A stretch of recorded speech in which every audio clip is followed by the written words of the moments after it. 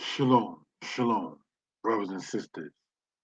Giving honor and praise unto the Most High, the Creator and the Maker of heaven and earth. We call this one here from Dahomey to Delaware, the Atlantic slave trade. Shalom. Giving honor and praise to the Creator and Maker of heaven and earth. Next slide. The point in such a presentation. Shalom. This is a part 2 to the previous video / presentation called From Ghana to Georgia. Is the Atlantic slave trade a myth? The core purpose of these presentations is twofold. One, to help set truth back in the earth. The truth is not so much suppressed as much as it is deliberately ignored. Two, to counter the idea that the quote out of Africa understanding is not true. There is a teaching that is going on online, on the internet, on Facebook, on YouTube, and so forth and so on. And this particular teaching is what I'm going to be addressing. That the idea of saying that the Atlantic slave trade was a myth, that it did not happen. And you will usually find this coming from, quote, melanated people or people of color. The European man, white man, if you will, while he's trying to downplay the idea that slavery was harsh, you have black people saying that in certain cases, slavery ended in 1808. That was one theory. When I first heard that, I had to ask the people who said that if slavery ended in the United States, okay, in the year 1808, then why would Nat Turner feel compelled over 20 years, or pardon me, over 15 years later to sit there and do a revolution against it? You understand what I'm saying? Why would he in the 1830s rise up against these slave masters if slavery ended in 1808? Another thing that was being stated and promoted on YouTube and Facebook and online and social media is the idea that a black man named Anthony Johnson is the pioneer of American slavery. Now, on this particular channel, that was addressed. That was also addressed inside of the previous video done on this channel and called From Ghana to Georgia. So what we want to get into this one is more so focusing on how the Spaniards, all right, and then later on in English, that is to say, later on, the people of the United States came together to be a unit against black people in slavery. Now, one thing to point out is in regarding the slave ships, nobody else seems to be asked that upon the face of the earth, where are your ships at? You understand? Because you had Suleiman, all right, back in the 15 and 1600s, who carried Russian women as slaves to Turkey. But yet nobody asked the women from there where their ships at. The British used to put Chinese people in slave ships. You understand? But nobody asked the Chinese where are their ships at regarding slavery.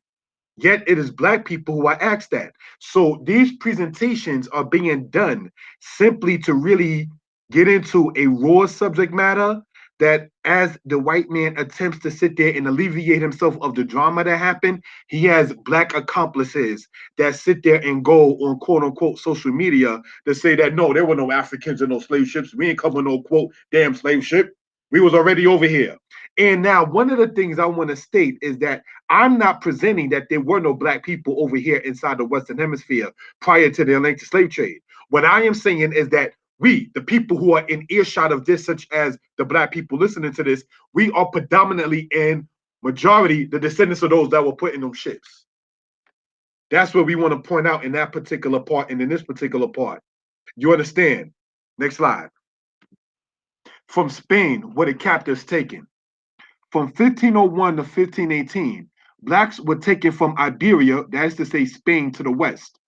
Spain was involved in over 180 voyages in 300 years. Nicholas Ovando, the third governor of the Indies from 1502 to 1509, was responsible for making sure blacks were sent to Hispaniola. The Catholic religion was the main doctrine forced on the captives. Now, what you're looking at there on the right-hand side, brothers and sisters, brothers and sisters and elders included, is a picture of the person by the name of Nicholas Ovando. All right, now I want to state this. Certain things in here I may mispronounce because of the transliteration, because I don't know Spanish, I don't know French. So if there's anybody who's able to point out where I spoke somebody's name and mispronounced it, please in the comments when this is already uploaded, because I can't see the live stream comments at this point, please let me know, and I'm open to constructive criticism. Thank you. Next slide. From Spain came the captors.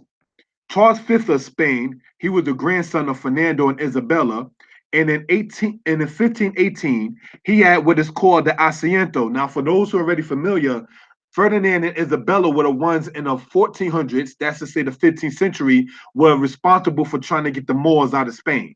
The captives were taken to Cape Verde Islands and were brought to the places today called Haiti, that's to say Dominican Republic inclusive, Cuba, and Puerto Rico. The Portuguese encouraged the Spanish, then followed were the Genoese, Germans, English, French, and Dutch. The Genoese were Italians, all right? So this is something we want to point out for edification purposes. The Portuguese were heavily involved in the slave trade. The captives were at times referred to as Luso-Africans, taken from the Bight of Benin as captives. Now, they also refer to that in history as what they call the slave coast, all right, where many people were taken as captives from those places and shipped over to the Western Hemisphere. The English depended on raids on Portuguese ships to get captives. Now, another thing to point out is that you have people called in history as pirates. And what they would do is they would go and raid other slave ships. The English hired pirates to raid the Portuguese ships to get captives. All right. As was pointed out in part one of this, called From Georgia to Ghana, pardon me, From Ghana to Georgia, you understand? You have it to where the Portuguese were attacked by the Dutch, and then the people that was taken as captives were sent over to Dutch ships. All right, so this is what we want to point out for edification purposes. Next slide.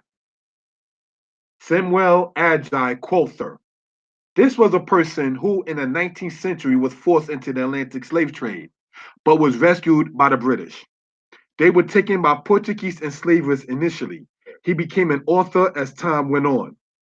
Now, the person that you're seeing there on the right-hand side is the person there, Samuel Quother, also called Samuel Agi Quother, or Crowther. Again, if I mispronounce the name, please, when this is uploaded, let me know.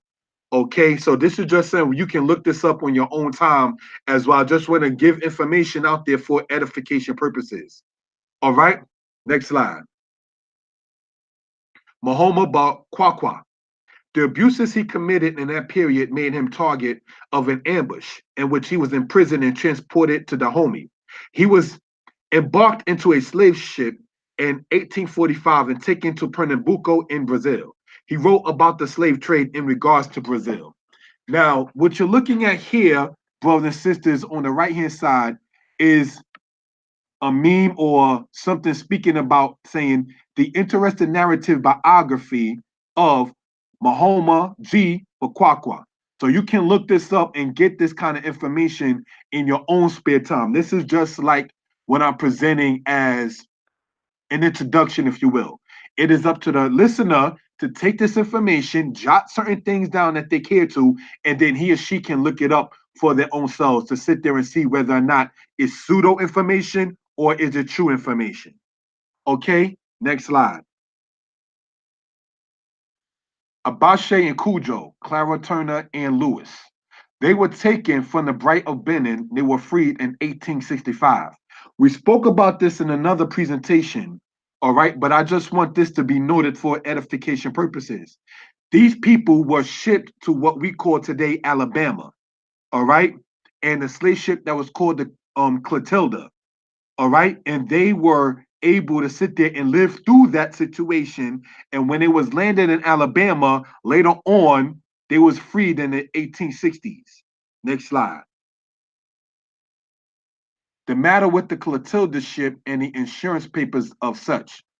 The schooner Clotilda was the last known U.S. slave ship to bring captives from Africa to the United States, arriving at Mobile Bay, which is in Alabama, in autumn 1859 or July 1860, with 110 to 160 slaves.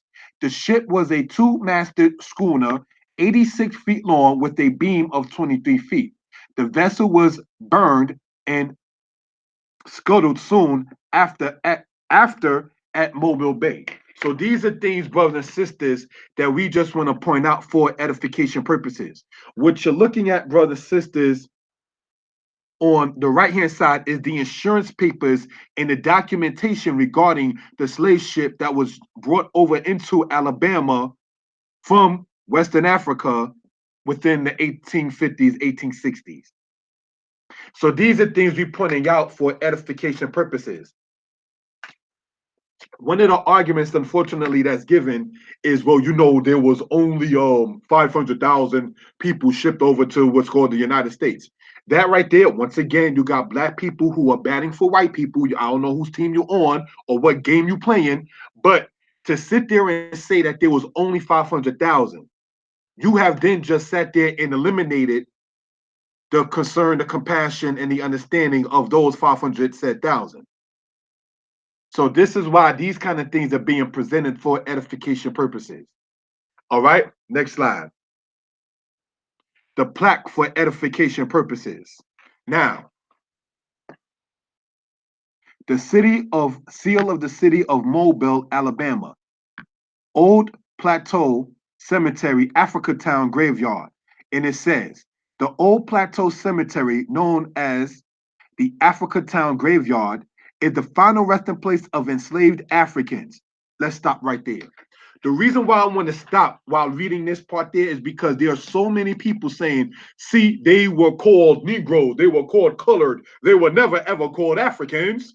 And then unfortunately, you have Israelites, of which I am an Israelite. You understand? Thus you hear me speaking about praising the Most High in the beginning of this presentation. All right? That will sit there and say, well, we're not even African. Fool. Let me explain something. Ancient Israelites would have been deemed Africans when they scattered into Africa, because the ancient nation of Israel and the ancient Hamites were not able to be distinguished from one to the other. When you look at them, it is only, quote, black people who sit there and look at another black, oh, you don't look like me. Chinese don't do that to Chinese. Japanese don't do that to Japanese. We are the only said people who sit there and, quote, take pride in not looking like one another. Oh, they look different than I. That's not me. That right there is extreme hatred. That's no different than a girl that's 16, 17 years old on the field that's on the Dr. Phil show talking about, oh, black people are ugly and black people are criminals. You, as an adult, sound just like that little adolescent talking about you don't like black people. There's no difference between that girl that was on the Dr. Phil show that has become viral online and the black people, some of them being Israelites, that are sitting up there and taking shots at said Africans. You understand? That right there, we have to sit there and begin to stop, brothers and sisters. Let's read on. It says, a place of enslaved Africans, comma, African Americans, comma, and a buffalo soldier. The buffalo soldier, brothers and sisters, if you understand, the Native Americans refer to black people as buffalo soldiers. Next slide.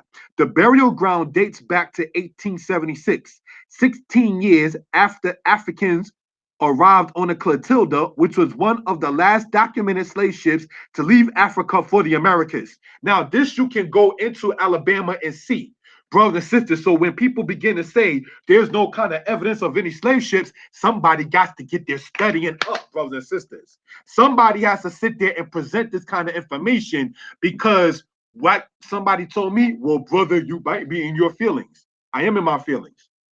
I feel for my ancestors. I feel for the pain of my ancestors. Let's go back here, looking at this picture here, looking at the picture that's on the right-hand side, but looking at the left-hand side of it, that could be somebody's mother. I had a mother. May she rest in peace. My mother passed away.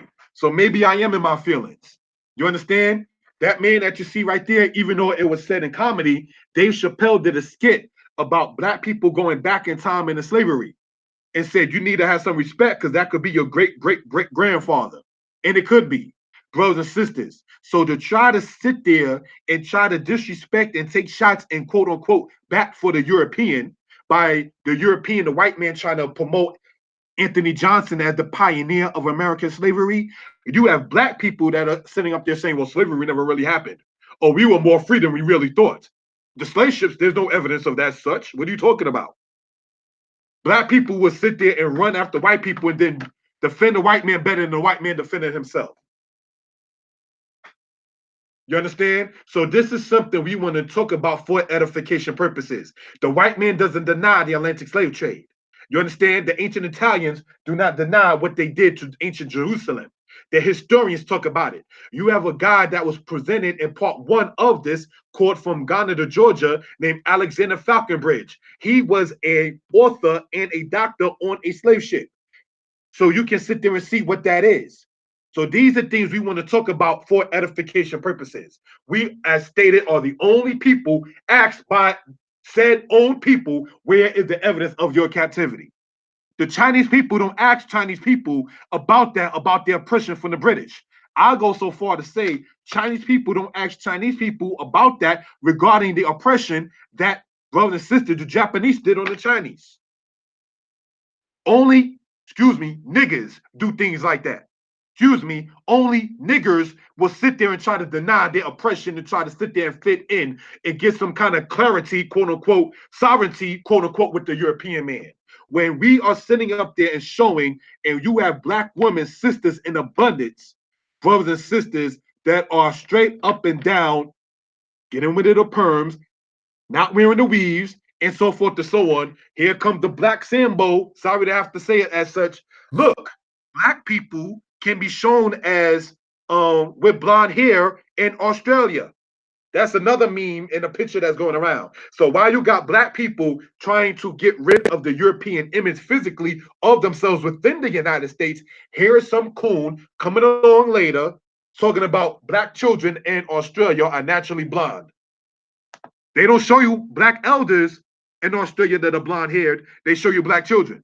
After all of the mixing that was done with the British from the era of the 50s and the 60s in Australia with the indigenous, the autonomous, if you will, people of Australia, here you got some Sambo talking about black people are naturally blonde. You want to be anything but yourself. That is extremely self-hatred. Nobody sits there and wants to challenge, quote unquote, the European man in a college set profession, in a college set idea, in a college set setting, in order regarding the slave trade. These niggas, sorry, are agents. Why do I say that word as such? And I apologize for those who are offended by it, is because that's exactly what it is. You saw the movie. Roots. You saw the movie Mandingo. Toby be good nigga for massa. And you got many people today in the conscious community, quote unquote, that are being good niggas for their master. Again, the Chinese people don't ask for the Chinese people to show evidence of slave ships. They already know what the British did to them in the 1800s. Black people are the ones who are asked that by black people. Look, boss, I was ask a nigga for you because I'm gonna get this sovereignty and I'm gonna go to Washington, D.C. and I'll become sovereign and I don't have to pay your taxes no more. That's the people that's doing that, for those who wondering what I'm talking about.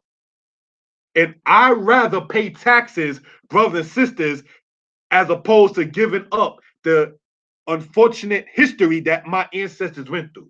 I'm not going to sit there and allow a payment, quote unquote, not being able to have to pay taxes and claim sovereignty by joining on with a group of people talking about the Atlantic slave trade did not happen. You done sold your soul. Next slide. Let's go on. We already had explained what this part right here was about in regards to what?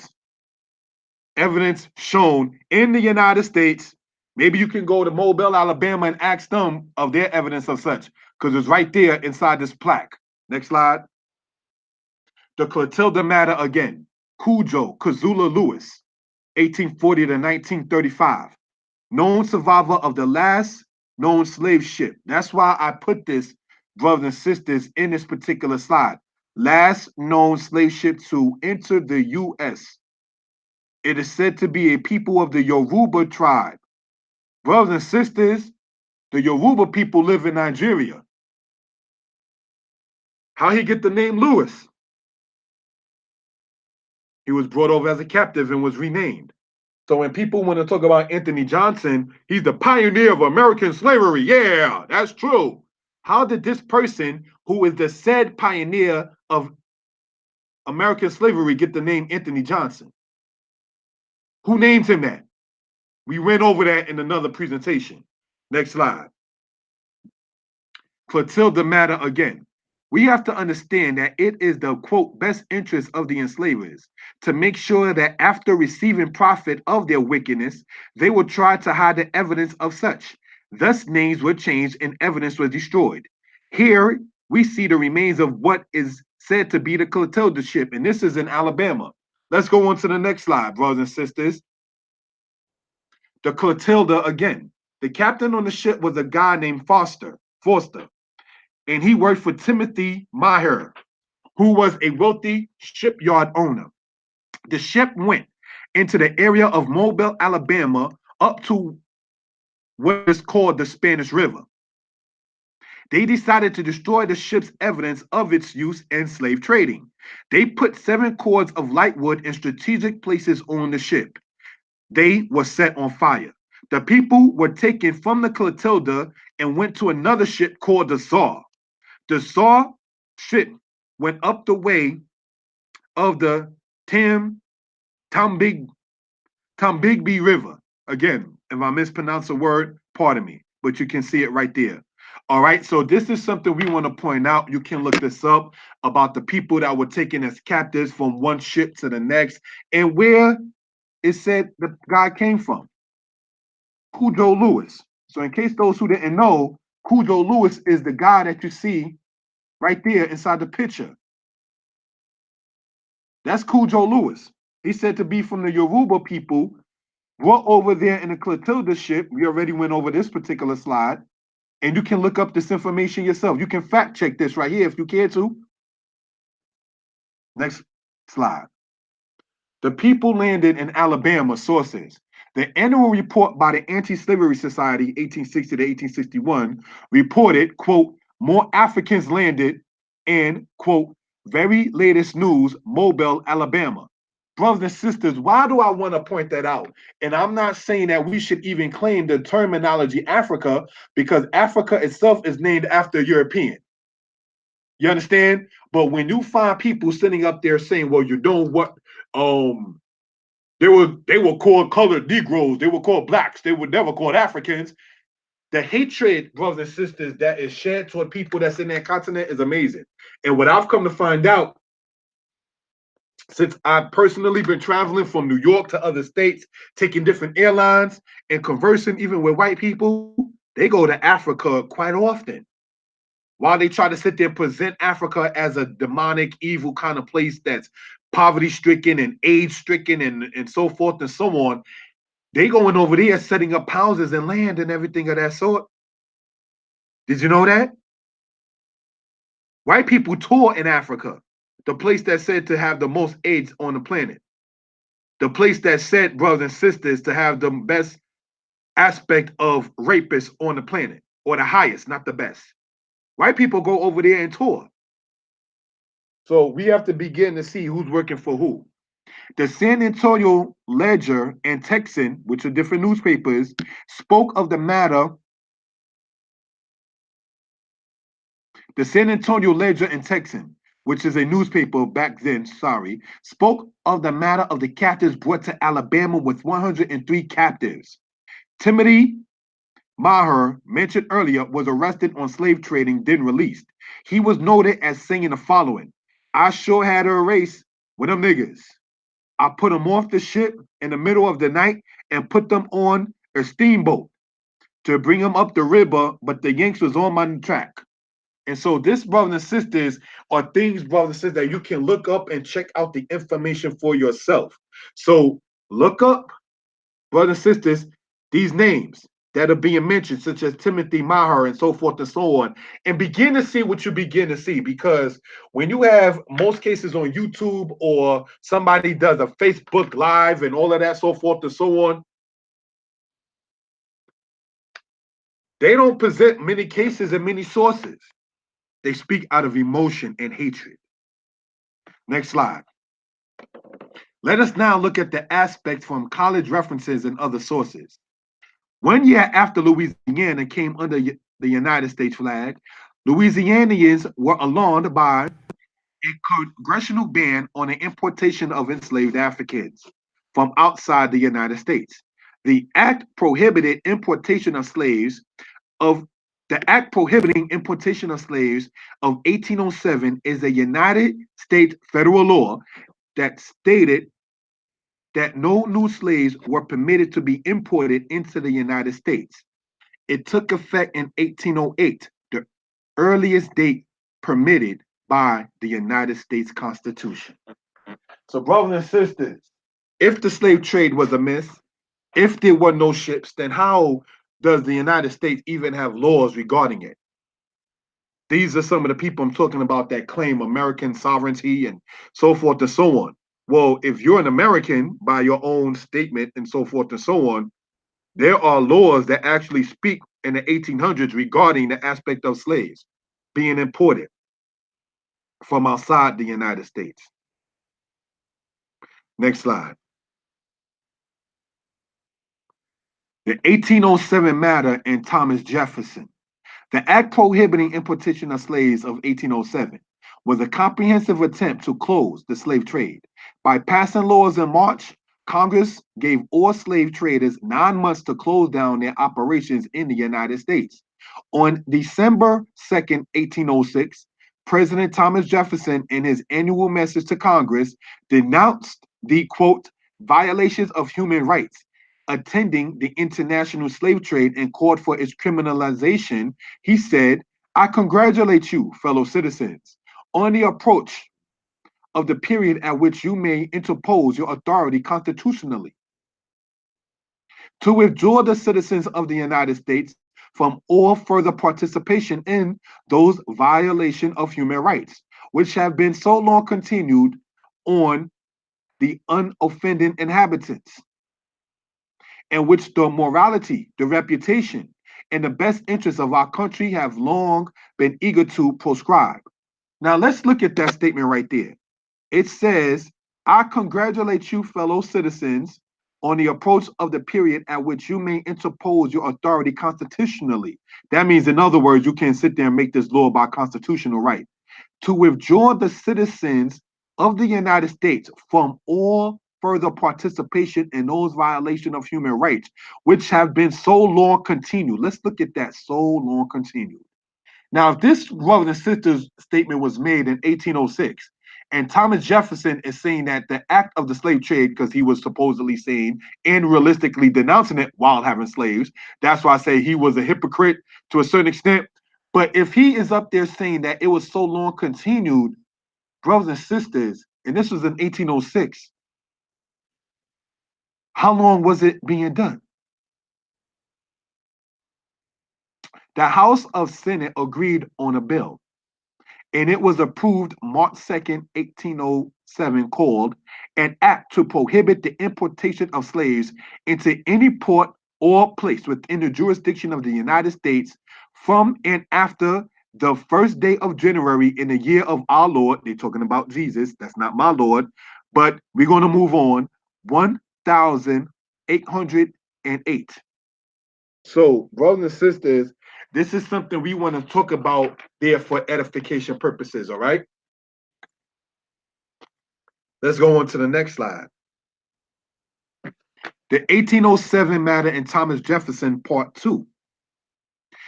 President Thomas Jefferson signed a bill into law on March 2nd, 1807. Many believed the act would end slavery in the South, but they were mistaken. While Congress did not have the power to end the international slave trade, they did have power to regulate it. The 10 sections of the 1807 Act were designed to eliminate all American participation in the trade. Section 1 set the tone.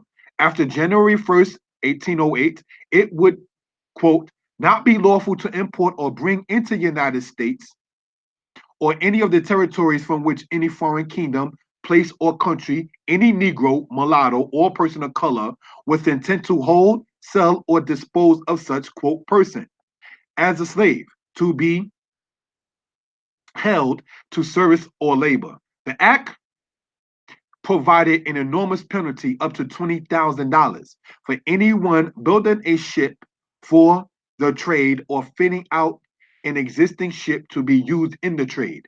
Penalties for participation in the trade varied.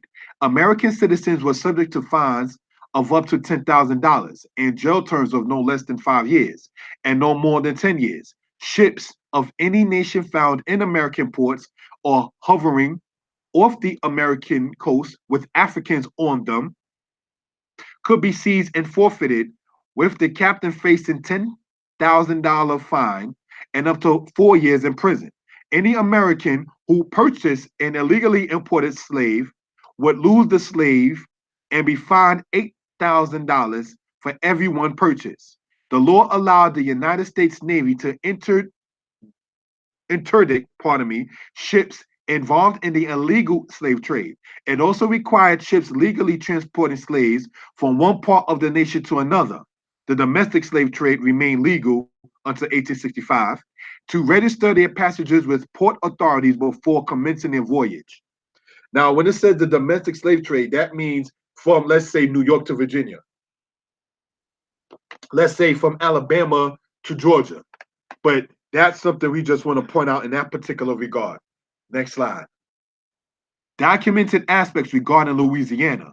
Without African labor, a government agent reported, the inhabitants, quote, pretend that they must abandon the culture of both sugar and cotton. White laborers, they say, cannot be held in this unhealthy climate. That comes from a source written by Elizabeth Donnan called Slave Documents, Book 4. You can get that online. Demand for African slaves sprang most of all from the development of a system of plantation agriculture.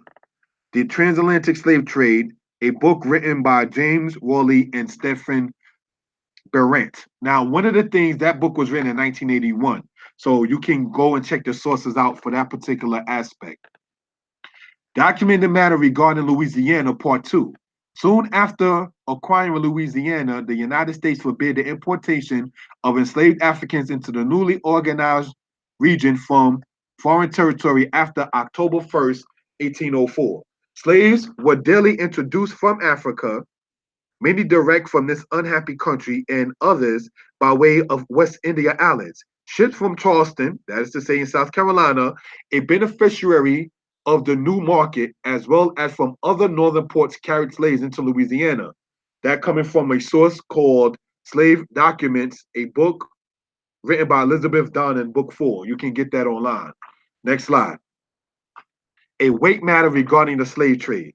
It has been said that the Atlantic slave trade and the quote theory out of Africa is not true due to the fact, quote unquote, italic aspect of fact, that the weight of the people on the ship would bring the ship down.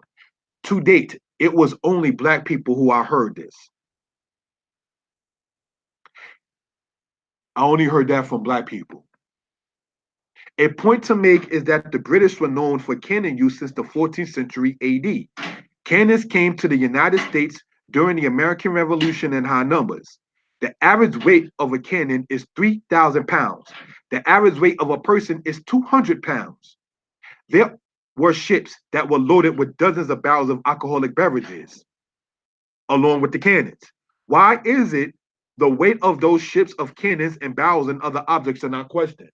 See, if it takes on average 5 or more people to carry a cannon, when they just carrying it with their ropes and everything like that, then my question is, if you had ships back in the Revolutionary War in the 1700s that was firing cannons at each other, same as the aspect of the Civil War in the 1800s that was firing cannons at each other, and the cannon average weight is 3,000 pounds, why is it that nobody is asking about the weight on them ships?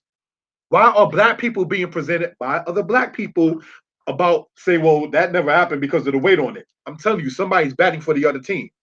Some people, maybe they are white people in reality with a black mask or paint on their face that's spreading this kind of propaganda because our ancestors went through something that they are trying to sit there and hide.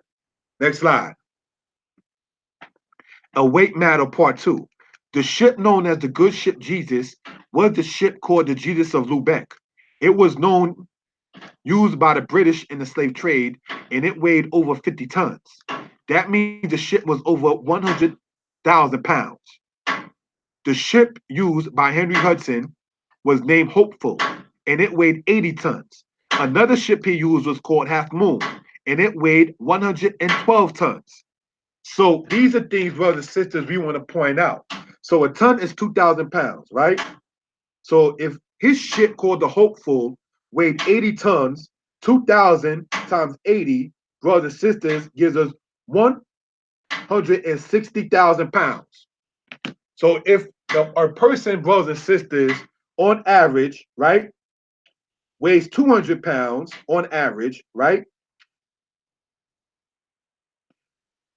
you have it to where 200 times 400 is 80,000.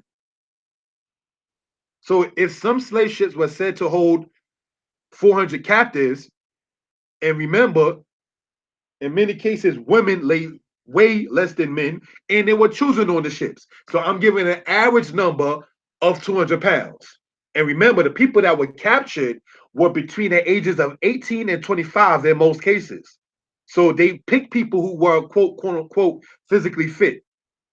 So those people that were said, in my estimation, of 200 pounds really might have weighed less because most of them were not, quote unquote, fat people. You understand? So now if we were to take the highest estimation allowed, according to my thesis, you have 200 pounds times 400 people gives you 80,000, right? So if you had a slave ship, brothers and sisters, that weighed over 100,000 pounds, take away 80,000, gives you 20,000. 20,000 pounds left for rum, guns, the enslavers, the whips, the chains, and the other items that we're going to show later on. So, brothers and sisters, the weight story doesn't hold weight. All right, next slide. A matter of Britain and Brazil. In 1826, Stephen Lushington, an abolitionist, stated that the Brazilian slave trade must be deemed as piracy. In 1845, there was the Aberdeen Act that was passed by Parliament in the United Kingdom called an Act to Amend, an Act intituled, INTITULED, all right?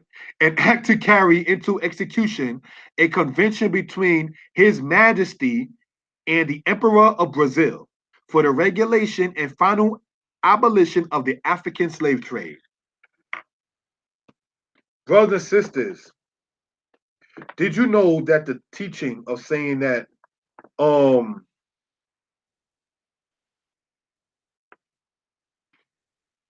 there were no slave ships? There's no evidence of anybody coming up out of Africa. We were not quote unquote called Africans. Brothers and sisters, ask the people in Brazil that. See, because that kind of teaching only works with the quote unquote Black American.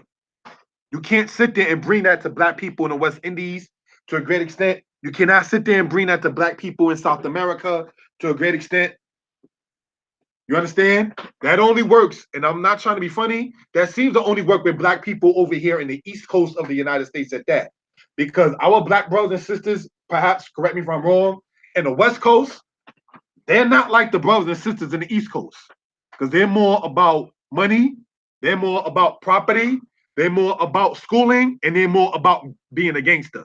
That seems to be the prevalent aspect of black people within the West Coast of the United States. Whereas in the Eastern Coast of the United States, they're more about YouTube views, debating, want to go and sit on somebody's couch, and having all of this stuff going back and forth, brothers and sisters.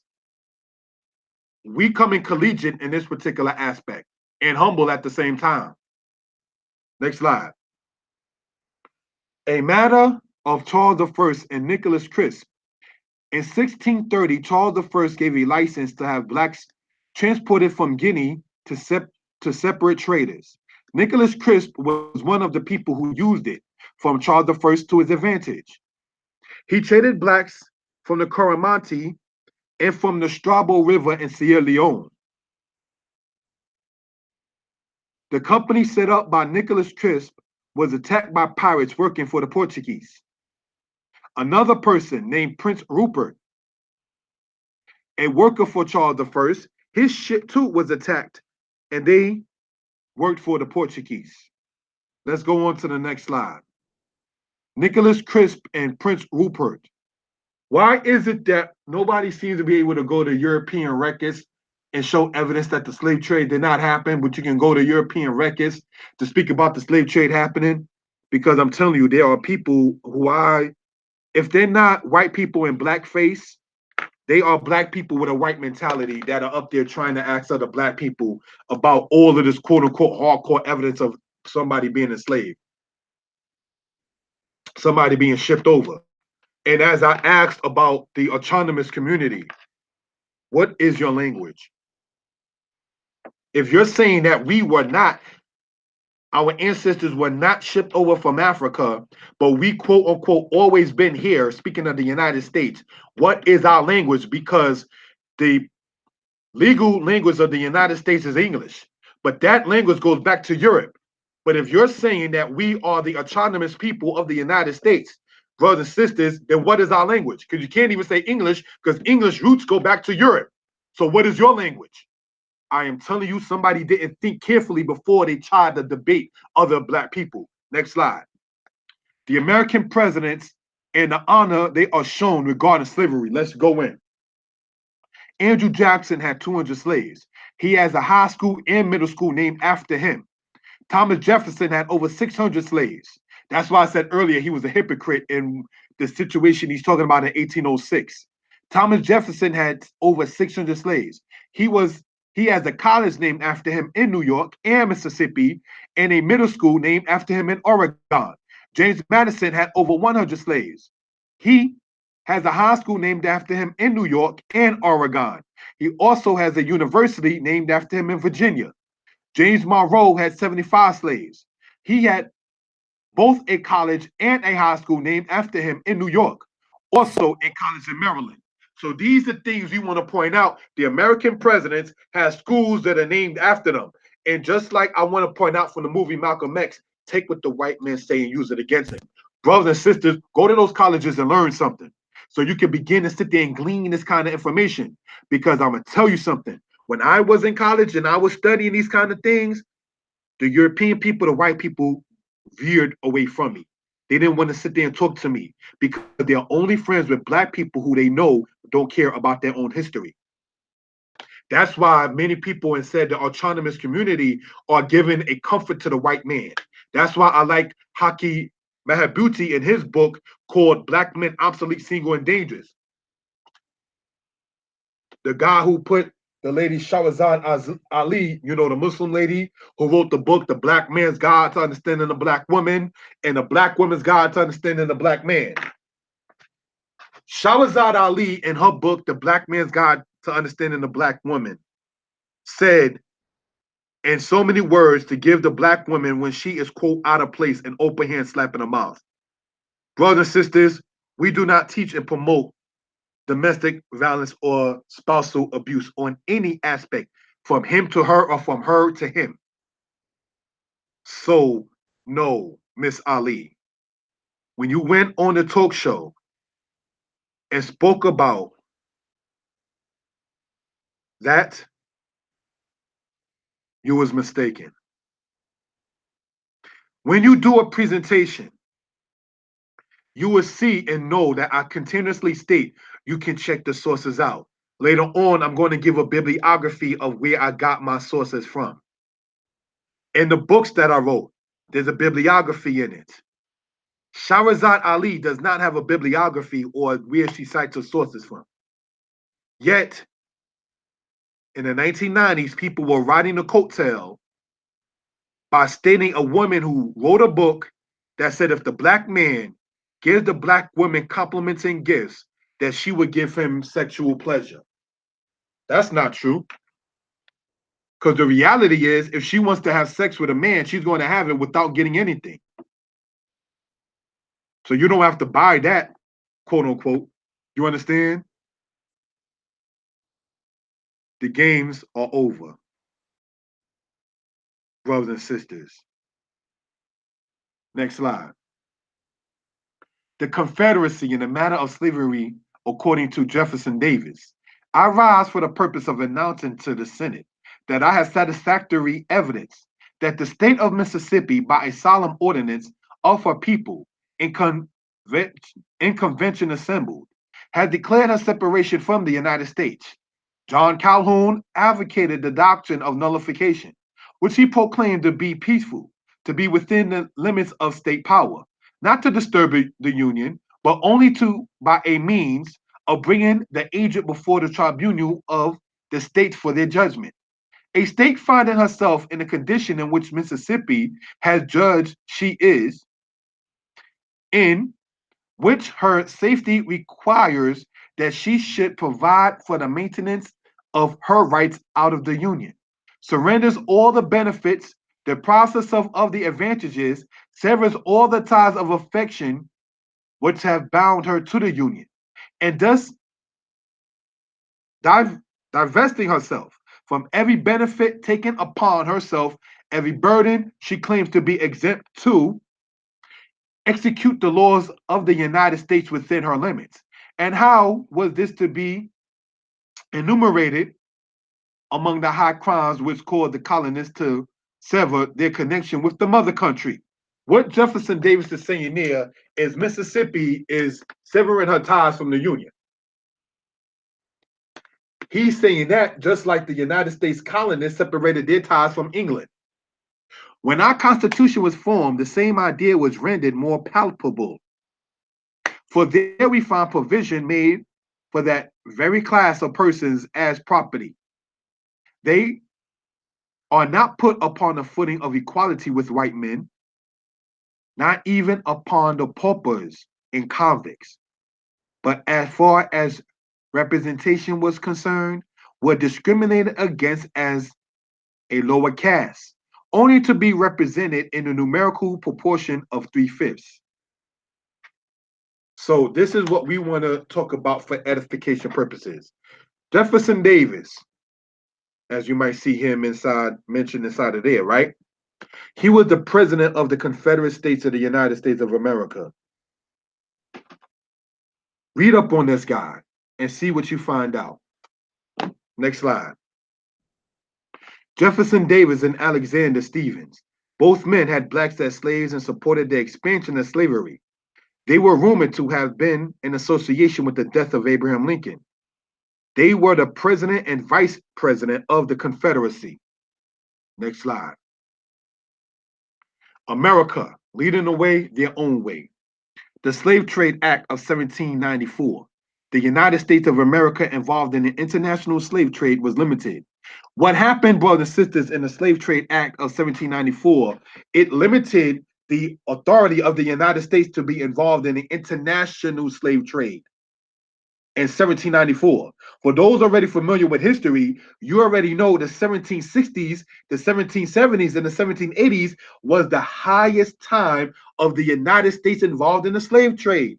The 1780s was when the slave trade within the United States, coming from other places outside of the United States, was RIFE, was rife. So the Slave Trade Act of 1794 limited, brothers and sisters, the amount of slave trading internationally that the United States was involved in. The Slave Trade Act of the year 1800 strengthened the Act of 1794. In 1807, the outlawing of slaves to the United States was made legal. It was not until the 13th Amendment was the domestic trade and owning of slaves made illegal. In 1795, a gentleman named John Brown from Rhode Island was involved in the slave trade. In 1796, he went to Cuba with 229 slaves.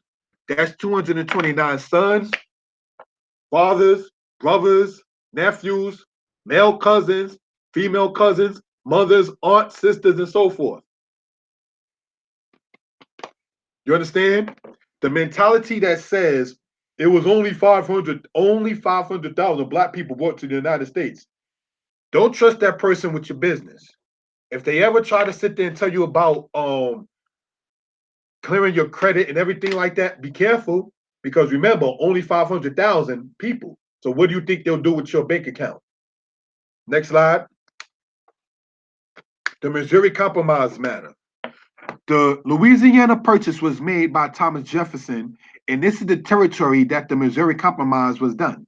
Maine became a free state in 1820. Missouri became the 23rd state in 1821 and entered it as a slave state. Kansas-Nebraska's Act in 1854 caused slavery to expand to what is now Kansas, and this led in motion to the Civil War. Kansas became a state in 1861, and Nebraska became a state in 1867. So yes, Kansas was a slave state. Next slide. The Democrat Hammond and his pro-slavery matter. James Henry Hammond, a Democrat, was also a strong supporter of slavery. He stated the following: in all social systems, there must be a class to do the menial duties, to perform the drudgery of life. You dare not make war on cotton. No power on earth dares to make war on it. Cotton is king. He had a slave plantation in South Carolina named Redcliffe, sorry. This Democrat had a policy on how the captives should be treated. Following is an example of such. Let's go on. The Red Cliff Plantation, images and names. The people who were captives, then later generations, were freed, were Henleys, Goodwins, and Wigfalls. So you may want to look up these names, the Henley family, the Goodwin family, and the Wigfall family concerning the Radcliffe Plantation in South Carolina, and see what you come up with. Next slide. This Democrat had a policy on how the captives should be treated. Following is an example of such. The children are to be given a blanket every 3 years. The boys and girls are to be given 2 shirts for autumn and 2 shirts for spring. This means each year, each child gets 4 shirts. Women who were nursing were told to go to the field at sunrise. They were to nurse their children for 45 minutes each time, 3 times a day. During the 13th month of the baby's life, they were nursed at noontime only. The captives were awakened an hour before daylight, and when daylight came, the overseer was to make sure the captives were out the houses and in the fields. Next slide. Continue. Marriage can only be with people on the plantation of the same slave master. If one married a captive from another slave master's plantation, the guilty was to be whipped with 100 stripes. Church was on Sundays. Any praying and singing had to be with the permission of the overseer or the slave master. Slaves were not allowed to grow cotton for themselves. The Irish were innocent? ? George McDuffie in 1835 made a speech regarding the, quote, natural state of the Negro. No human institution, in my opinion, is more manifestly consistent with the will of God that domestic slavery, and no one of his ordinances is written in more legible characters than that which cosigns the African race to this condition, as more conducive to their own happiness than they other of which they are susceptible. That's what that guy said. Essentially, the black man should be happy being a slave, and that's his natural state. That's what he's saying. Now, George McDuffie was the governor of South Carolina. This is what the governor of South Carolina said in the 19th century. He was an Irish guy. See, the reason why I want to point that out is because, oh, you had the Irish. What about the Irish ships? And they were children that was taken by the English. Oh, that's the white people's problem. If you got white British men kidnapping Irish white children, that's not the black man's problem. Just as much as is being presented by black men about the oppression that happened to black people, while at the same token speaking about those quote unquote Sambos and coons who are wearing the white man's coat saying, "Where are the slave ships?" There's a black man that's going to have to sit there, such as myself and others, to sit there and counteract that. You understand? So these are things we want to point out for edification purposes. George McDuffie was the governor of South Carolina, and he was Irish, and he was involved in promoting the slave trade. So therefore, I can care less. Personally, when people start talking about, oh, the British were kidnapping Irish children, what about the Irish slave trade? You need to talk to the family of the McDuffies once it comes down to that. Don't talk to me about that. Next slide. Lincoln, a person caught between minds. Nathaniel Gordon was born in 1826 in Maine. In 1860, he had a slave ship named Erie and over 800 slaves in her. It was captured in August 1860 by the USS Mohican. He was sentenced to death by Judge W.D. Shipman. In 1862, he was hung by orders carried out by President Lincoln.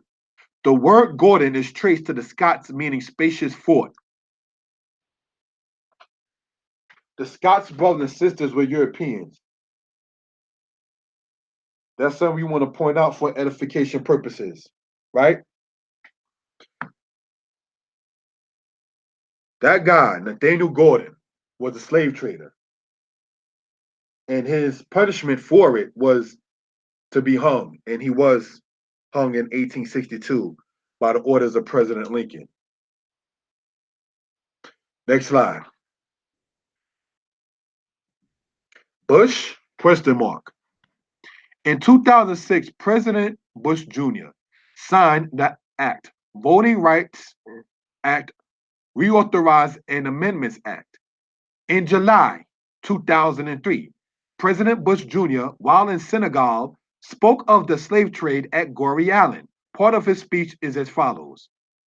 At this place, liberty and life was stolen and sold. Human beings were delivered and sorted, and weighed and branded with the marks of commercial enterprises and loaded as cargo on a voyage without return. One of the longest migrations of history was also one of the greatest crimes of history. Brothers and sisters, George Bush, who was the former president of the United States of America, was in West Africa in July of 2003, and he was saying what we just read. At this place, liberty and life was stolen and sold. My position is to the people saying we were already here, there were no slave ships. Go and ask former President Bush about his statement right here. Because you see, I'm citing different Europeans, from politicians to former presidents to governors and so forth and so on, about their part in it. So the person who apparently might be doing a minstrel show for their white slave master in order to quote unquote get some kind of sovereignty, that's being halted. Because you're going to have brothers such as myself, you're going to have other people such as sisters coming up and presenting that no, you're not going to just keep on teaching online, and nobody's going to counteract the teaching of saying that there were no slave ships, that there was nobody that was involved in the Atlantic slave trade, and that the Atlantic slave trade was a myth. Why would President Bush even sit there and say that if such was the case? Now, everybody knows he lied about the weapons of mass destruction, but everybody knows about Iraq, but he did that to promote the idea of going into Iraq, so therefore he can sit there and get the oil. He had a purpose behind that lie. My question is, if the Atlantic slave trade was a lie, and we see here in July of 2003, then President Bush is talking about as saying, branded with marks of commercial enterprises and loaded as cargo on a voyage without return. What would be the glory and the purpose of his lie if that's a lie? We understand why he lied about the weapons of mass destruction, so he can get people to want to go, brothers and sisters, into Iraq and fight against the Iraqis back when he was president. But my question one more time is still the same. What is the point of this particular statement here if it's a lie. Because the reason why people lie is because they see something as benefit with it. What is the point in having on record President Bush saying something that a black person can read and perhaps get upset about it? It's not going to help Bush to come with that story. See, the story of the weapons of mass destruction helped Bush. This particular speech that's noted to be online, that doesn't help him. Brothers and sisters, the games are over. President Johnson in 1965 made the Voting Rights Act for African Americans, granting them / us the right to vote. In 2006, President Bush had by law made it extend for another 25 years. This means in 2031, when I am 51 years old, most high willing, or 13 years from now, the act will have to be signed again. So do we really have rights? I remember when Bush had to do that back in 2006. I remember when that came up, brothers and sisters, about the right for black people to vote. Because see, what Johnson did in 65 was for the time that it went for. You understand? And now, Bush had it done again for another 25 years. So when I'm 51 years old, being born in 1980, let's see what's going to happen then. The games are over. The capture matters. $150 reward. This was made by William Burke, dated in the 1830s. Burke, brothers and sisters, when your own time, trace the origin of the last name Burke and see what nationality of the Europeans it belongs to. And then look at this $150 reward.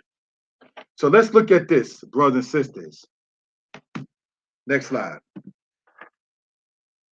The capture matters, part 2. $400 reward. Run away from the subscriber living near Berlin, Frederick County, Maryland, on Saturday night, the 19th. 2 Negro men named Warren and Henry, and then it goes on and on. All right.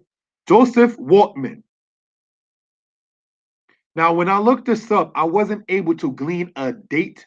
So what I did was, knowing that slavery was made illegal in the United States in 1865, I took that aspect of that date.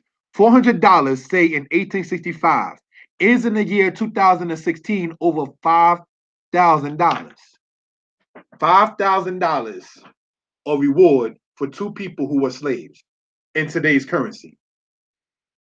Waltman, the name goes back to German and Jewish, aka Ashkenazi Jewish. Joseph Waltman, Jewish people involved in the slave trade. That's why it's good to sometimes look at the last name and see where it can be traced to once it comes down to that. The games are over. Next slide. Ben Carson. This is a politician, brothers and sisters. An advocate for Ben Carson, a person noted for saying that black captives in slave ships is like immigrants coming to the United States. Such we know come from one who is a worker for the opposing side of black people. That's obvious. He's the person who's head of the housing urban development. This is the kind of statement that that guy makes. Really? Next slide. The British, quote, tried to be nice. In 1788, Parliament passed what is known as the Dolman Act. The act was intended to make the conditions on the slave ships better for the captives, but there were no slave ships, so therefore Parliament was amiss, right? Let's see if that act even existed. In Virginia, every assemblage of Negroes for the purpose of instruction in reading and writing shall be an unlawful assembly. Such Negro can be punished with stripes. This means that reading and writing was against the law. It was a crime. One more time, it was a crime. So The reason why I put the PowerPoint there like that, you might want to pick up a book, brothers and sisters, and read about the Dolben Act, about Parliament, which is the ruling party in England. You might want to pick up a book about Congress and what happened with them and Thomas Jefferson in the 1800s. You might want to read about George Bush's speech in Goree Island over in West Africa in the year 2003. The games are over. We're citing sources left and right, right and left. Information on such a matter. The Atlantic slave trade. Johannes Postma, 2003. The Transatlantic slave trade. James Raleigh, 1981. Master on the Mountain. Henry Winnick, 2012. You really may want to get that book. Master on the Mountain. You may want to look that up on Amazon and purchase it. When you see it, you will understand why. Atlas of the Atlantic Slave Trade by David Eltis, 2010. Stroud, Slaves Laws, George Stroud, 2005. Eyewitness Account of Slavery in Danish West Indies, Isidore Pawonski, 1989. Stand the Storm by Edward Reynolds, 1985. So what you're reading right there, brothers and sisters, on the right-hand side is my bibliography for this presentation. But remember, the Facebook Live community, when you have somebody talking about, oh, they were put in slave ships with some 9-foot Africans, that never happened, that bleep is a myth, and so forth and so on. Because there are those, not all of them, who are very profane with F-bombs and S-bombs and insults and so forth and so on when they're talking on this. That's how you know they're agents for somebody else. You understand? We got to ask, what team are you batting for? And again, one more time, as I've asked on this channel in the past, because see, when we cleaning house on the internet or in other aspects, we can't only attack only the white man, because we can cite the white man while he's showing himself to be the criminal. We got to sit there and attack his goons as well, his niggas. Don't think so? When you watch the movie Django, and I'm not a fan of Jamie Foxx, but even in that movie, the guy that was being portrayed by Samuel Jackson, in a movie made by a white man, the hero in there killed the Sambo. The white man knows who has to go and who doesn't. The white man knows who his warrior is and who his warrior is not. So this is something we want to point out for edification purposes. Next slide. Appendix for the next 10 slides. The presentation was intended to end with the last PowerPoint that we just did. It was intended to end with this one here, but now let's go in. Let's really go in. All right, giving honor to the Most High. Next slide. I want to state what we're going to get into is not for children eyes. It is not for children's eyes. The next slides that we're going to get into, please remember, viewer discretion is advised. Next slide. Remember, viewer discretion is advised. In 1638, blacks were brought to Massachusetts as slaves, and in 1639 to Connecticut. In 1638, Rhode Island became a colony and wanted to have slaves. Children were shipped in great numbers to Brazil during the illegal era due to their size and able to be more in Brazil. A Jewish person who worked for the Portuguese during the slave trade was Fernando Jimenez. His descendants were among those who were slave traders in Angola. The captives were branded with an iron with letters. Next slide. The branding matter. Now, this is why I kept saying this is not for children's eyes and viewer discretion is advised. What you're looking at is the actual branding utensils that were used against our people during the Atlantic slave trade. So I have to ask the people, The European man is actually presenting information in his books about what they've done as crimes. But here comes some cool. No, Marcel, you didn't do that to my ancestors. I am autonomous. I don't know no language besides English, which goes back to Europe. I don't know no Native American language, but we were indigenous here. You need to stop. That song is dead. That song is dead. And brothers and sisters, yeah, black people were sharecroppers, but we come from kings and queens.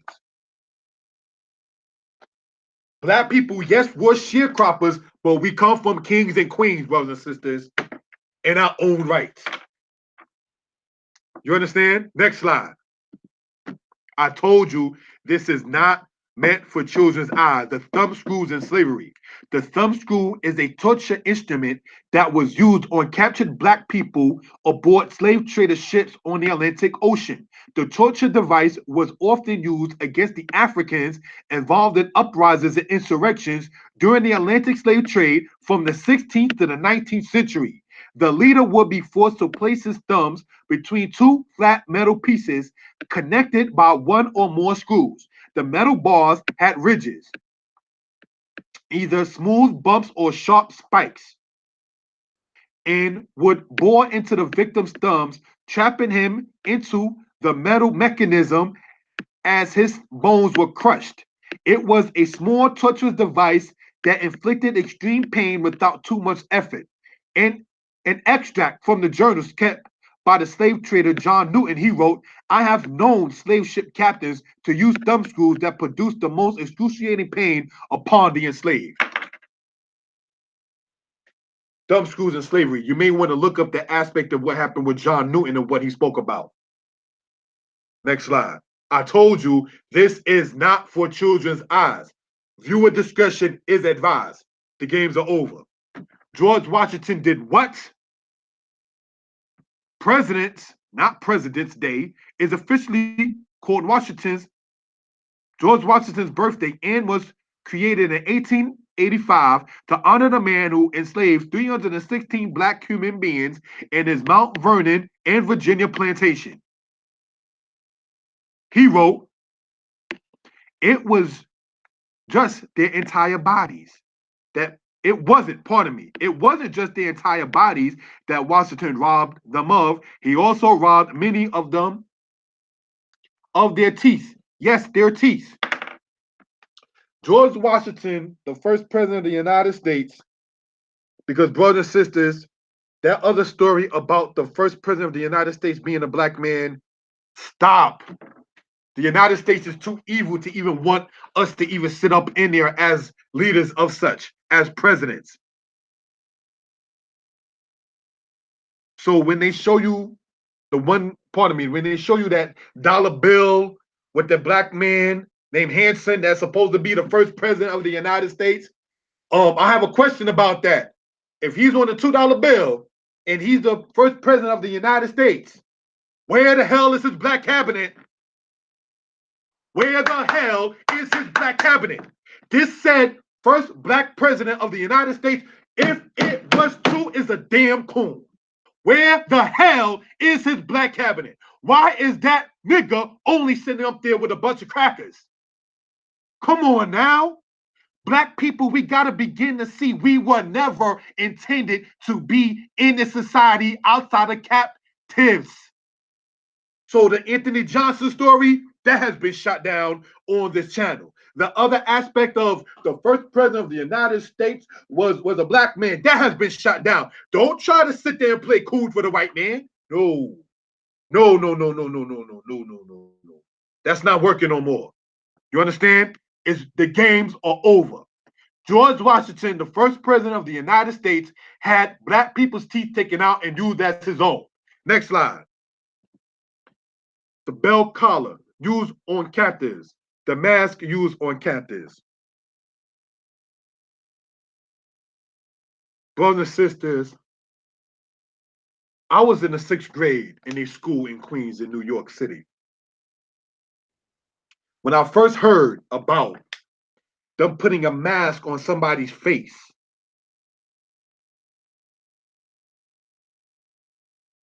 so when they was picking the stuff, they can't eat of it. I was 11 years old. That was in 1991.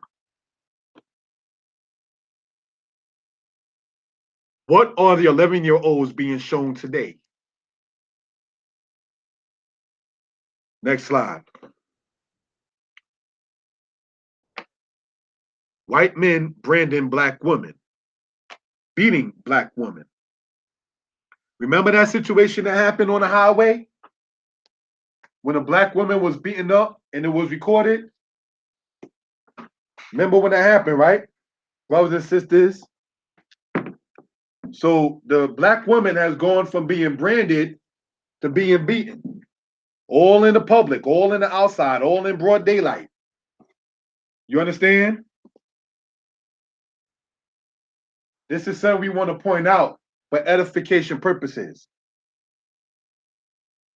The woman that you see there being beaten by the state trooper, the cop, what have you, her name is Marlene Pinnock, Pinnock. The lady at the time was 51 years old. Why do I point this out? And I kept on saying viewer discretion advised. Because the white man don't love you, black woman. He went from branding to beating you. He never did love you. He's not your defense against the black man that's a fool. So if you have a foolish black man, the white man is not your solution. He doesn't love you. When a black woman lost her son,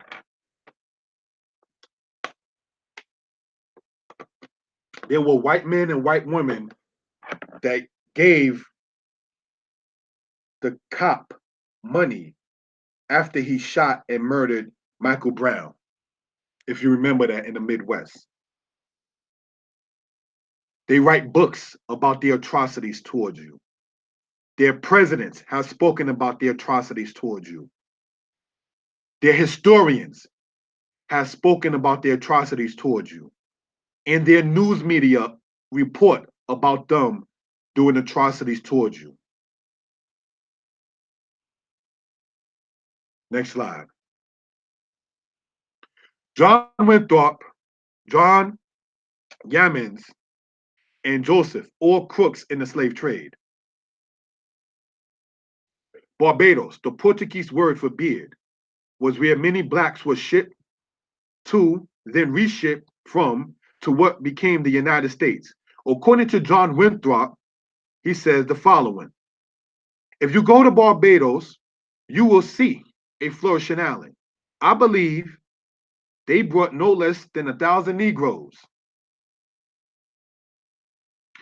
Sir John Hammond, he was the governor of Carolina, the founder of Charleston, and a slaver, that is to say, an enslaver, who brought blacks from Barbados to clear his plantation on the Ashley River.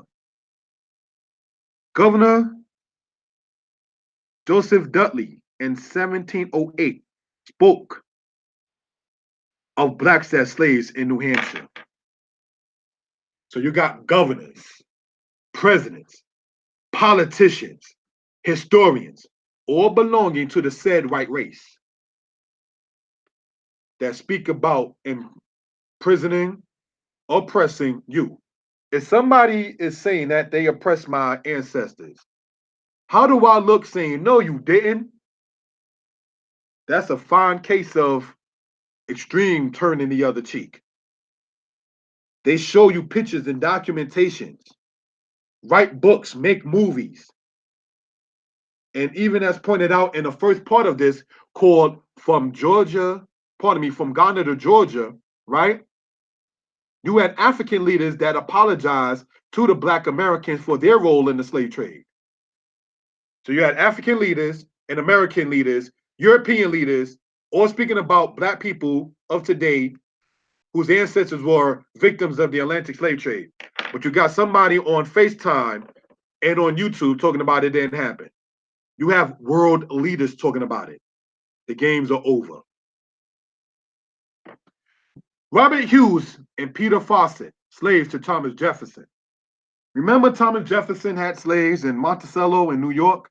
Well, the two guys that you see here, may they rest in peace, two pictures of slaves that were slaves of Thomas Jefferson. Look them up. Next slide. The Clotilda visited again from Dahomey. After the Civil War, Lewis and other members of the Clotilda group became free and established a community at Magazine Port north of Mobile, Alabama.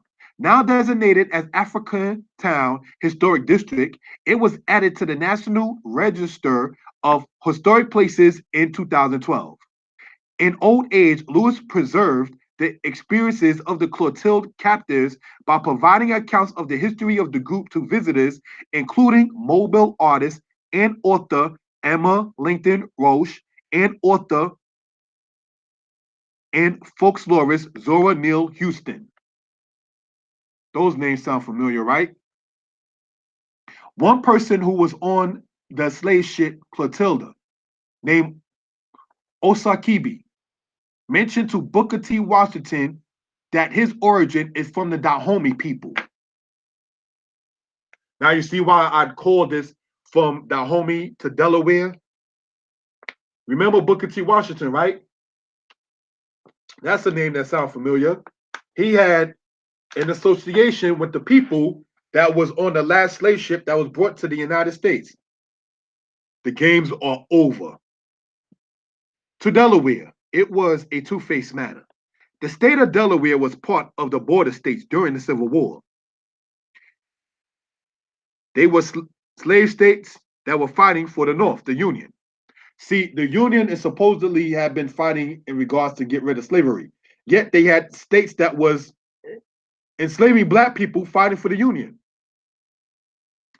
James Bayard, he was a supporter of slavery and a senator of Delaware.